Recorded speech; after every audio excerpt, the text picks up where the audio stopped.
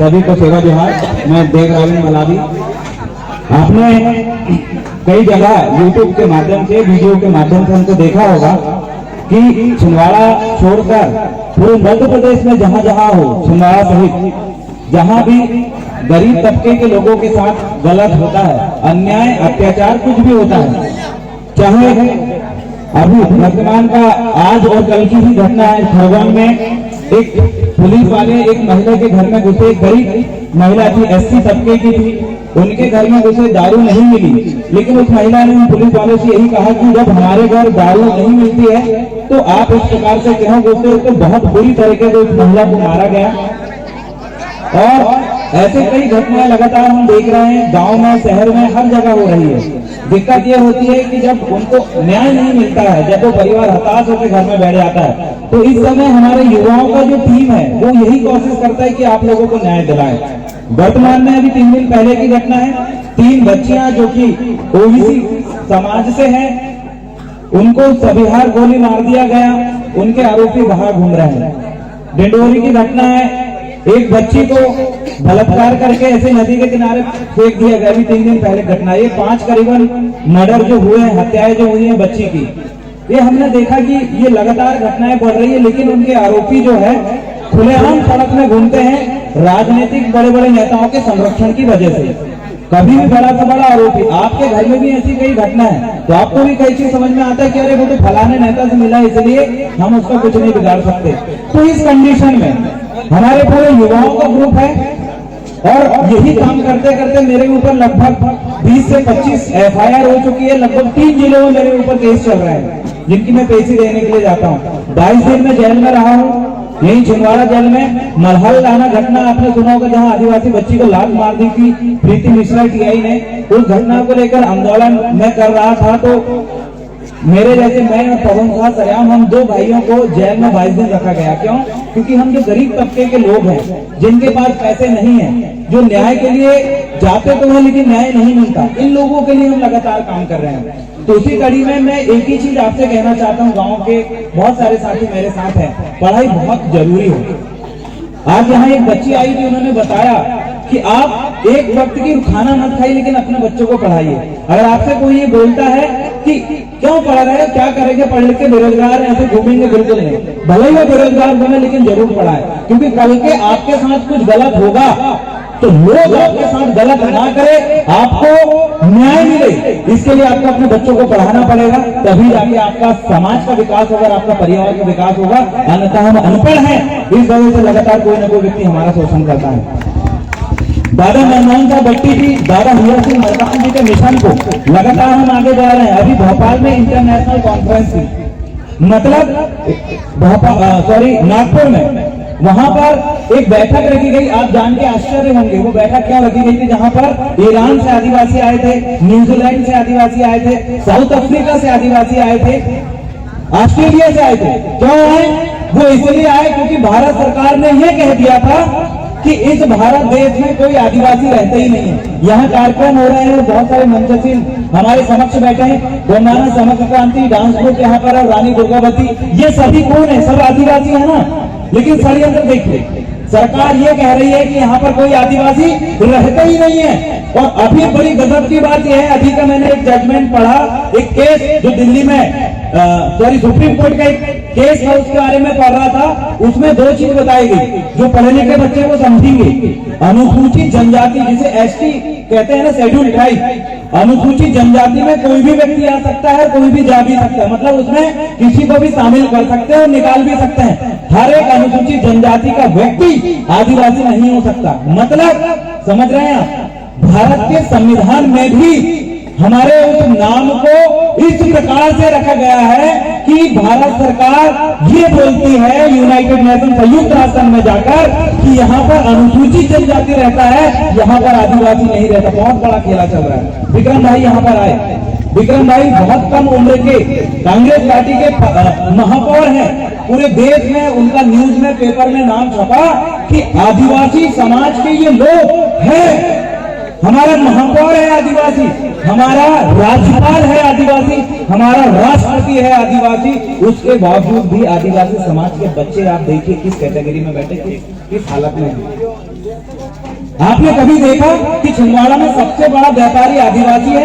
आपने कभी देखा कि जिस छिंदवाड़ा कोर्ट में और न्यायालय में जाते हैं वहां सबसे बड़ा कोई वकील, बड़ा वकील आदिवासी है? आपने कहीं देखा कि पुलिस अधिकारी में कोई एसपी आदिवासी आया यहाँ पर? आपने कभी देखा कोई कलेक्टर आदिवासी यहाँ पर आया? आपने कभी न्यूज में डिबेट में देखा कि कोई बड़े न्यूज चैनल की डिबेट में जो लोग एंकर बैठते हैं, जो बोलते हैं, वो आदिवासी है? आपने कभी टीवी में देखा कि कोई भारत का आदिवासी फिल्म में है? क्यों नहीं? भारत में इतनी बड़ी संख्या है हमारी, उसके बावजूद भी हम इसलिए नहीं है क्योंकि जानबूझकर ये आदिवासी तबके के लोगों को नकारा जाता है। अभी मैं एक कार्यक्रम से आया जिसमें छत्तीसगढ़ की राज्यपाल अनुसुईया उइके दीदी थी, वहां पर विक्रम आके भाई भी बैठे थे। वहां जो बड़े बड़े डॉक्टर हॉस्पिटल, जिला हॉस्पिटल में आपको विश्वास नहीं होगा, आपके डॉक्टर है, आप इलाज कराने के लिए जाते हैं, वहां बिस्तर में पड़े ही 12 घंटे तक कोई चेकअप करने के लिए नहीं आता ना। आप सब भुगत होगी, कभी जाइए। लेकिन आपको ये भी बात पता रहना चाहिए, उसी हॉस्पिटल में दीपेंद्र सल्लाम, रजनीकांत फरते और ऐसे बहुत सारे आदिवासी डॉक्टर हैं। आप उनसे कब मिलेंगे? ये जो कार्यक्रम है यहाँ पर उन डॉक्टरों को आपको बुलवाना था कि सामाजिक मंच है। छिंदवाड़ा में हम जाते हैं, हॉस्पिटल हम जाते हैं, हमारे नन्हे मुन्ने बच्चों को, हमारी माताएं बहनों को कोई डिलीवरी प्रॉब्लम हो जाए, कोई एक्सीडेंट वाला हो जाए, कोई अचानक बीमार हो जाए, उनको कोई इलाज नहीं करता। अगर उस डॉक्टर को आप यहाँ पर बुलाते, उसको देखते, उसका नाम क्या और कहाँ पर बैठता है, कल के आप छिंदवाड़ा हॉस्पिटल जाते, आप बोलते हम करते जैसे मिलने आए रजनीकांत करते जी कहाँ बैठते हैं, सामने जहाँ पर नीचे आप जाओगे वहां पर आपको मिल जाते हैं। हमें यहाँ उनको बुलाना, ऐसे मंचों में बुलाना। थाने की आप बात कर रहे हैं, थाने में आपका छिंदवाड़ा सबसे बड़ा पुलिस अधिकारी है विवेक अग्रवाल जी, जो एसपी है। उनके नीचे एडिशनल एसपी कौन है? संजीव कुमार उइके, छेदे वाले। कभी आप मिले हैं उनसे? थाने में आपकी सुनते नहीं है।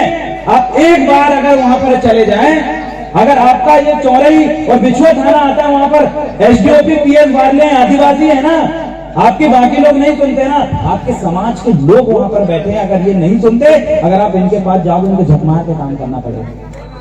आपके बच्चों को अगर करते हैं समाज के, अगर नहीं करेंगे तो आप ऐसे कार्यक्रम में उनको आमंत्रित करिए, समझ में आएगा। दूसरी चीज है, आदिवासी कोई भी योजनाओं से अगर वंचित है, आदिवासी बच्चों को अगर छात्रवृत्ति संबंधित कोई भी समस्या है, इसके लिए पहले एसी सहायक आयुक्त हमारे बड़गड़े साहब से नरोत्तम बड़गड़े जी, अब मरकाम जी आए, ऐसे लोगों को आप मंच में बुलाइए। आज आए थे वो सभी लोग छिंदवाड़ा के कार्यक्रम में, वृंदावन लॉन में एकत्रित हुए थे। उन लोगों ने बोला आप कुछ जाने यहाँ पर बोल रहे तो मुझे करेंगे इतनी मदद। अरे वो मंच में बोल रहे हैं कि जब भी इस समाज की आरक्षण की वजह से हम लोग इस लेवल पे पहुंचे कि आज हमारी 1 लाख 1.5 लाख रुपए सैलरी है और कई बड़े बड़े अधिकारी हमारे नीचे काम करते हैं, जब आप हमें बुलाओ, जब आप हमसे मदद मांगो, हम आपकी मदद करेंगे। वो छिंदवाड़ा के मंच पे चिल्लाते हैं, लेकिन आप की क्या वो मदद कर रहे हैं, नहीं कर रहे हैं, ये आपको कब पता चलेगा जब आप मंचों में बुलाएंगे।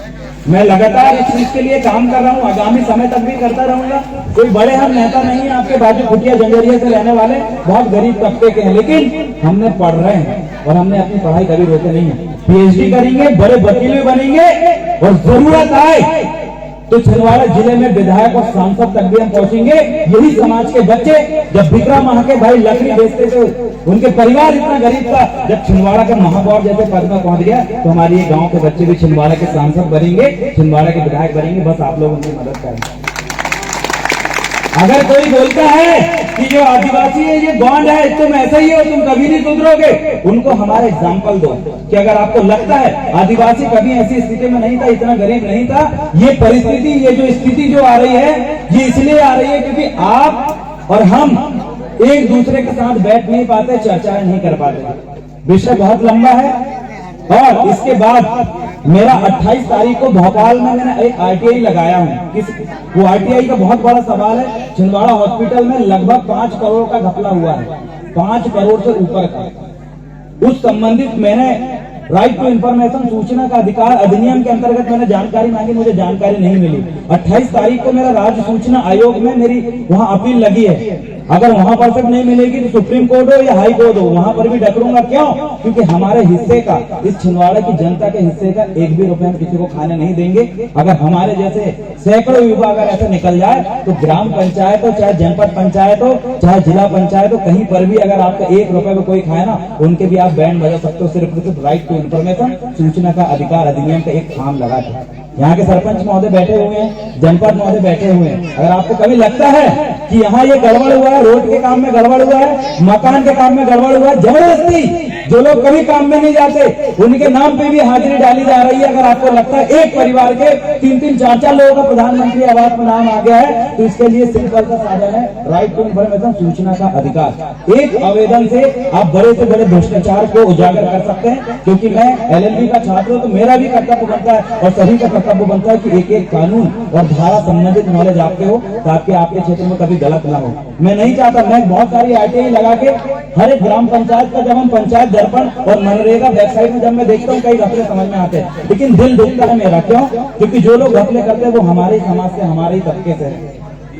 लेकिन मैं यही उनसे रिक्वेस्ट चाहता हूँ कि आप लोग जो है पूरी ईमानदारी से काम करें, क्योंकि जिस दिन हम अपने उसमें आए तो आप जेल के सलाखों के पीछे पहुंच जाएंगे। और मैं नहीं चाहता कि मेरे क्षेत्र के लोग और मेरे गांव के आसपास के लोग, ग्राम पंचायत को संभालने वाले लोग ऐसा घपला करें। दिल दुखता है। लेकिन फिर से आपसे ये रिक्वेस्ट है, सभी युवाओं से, सभी मातृशक्तियों को रिक्वेस्ट है, याद करें दादा मनमोहन साहब भट्टी जी का मिशन, याद करें दादा हीरा सिंह मरकाम जी का मिशन। उनके मिशन को हम पढ़े लिख के पूरा करेंगे। और आपसे मैं अंत में एक ही बात चाहूंगा कि मेरे साथ कुछ जोशीला आप नारा लगाएं, दादा मनमोहन साहब भट्टी अमर रहे, दादा मनमोहन साहब भट्टी अमर रहे, दादा हीरा सिंह मरकाम अमर रहे,